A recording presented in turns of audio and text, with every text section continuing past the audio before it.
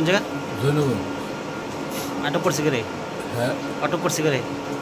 বাইকের লোকে চুরি করছিলেন? চুরি করে জানি তো না, আমরা তার লোক যাইতে পারছিলাম না লাইন দিকে। কোন জায়গা থেকে আপনার আটক করছে? ওই কামথানা। বিএসএফ নাকি? হ্যাঁ আপনার তিনজন কি এক লোকে আসতেন? হ্যাঁ। আপনার নাম? বিমল দাস। আপনার নাম? আমার নাম আপনার নাম? টুকে সরকার। হ্যাঁ, টুকে সরকার। সবার বাড়ি এক জায়গা তুই নাকি? জয়নগর।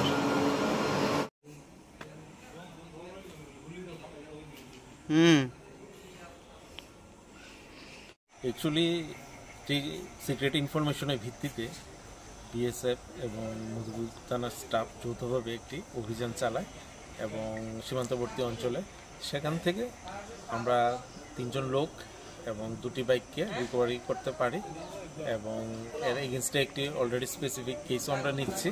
আগামীকালকে তাদেরকে ফরওয়ার্ড করা হবে আদালতে। স্যার কোন জায়গা থেকে তার গ্রেপ্তার করছে?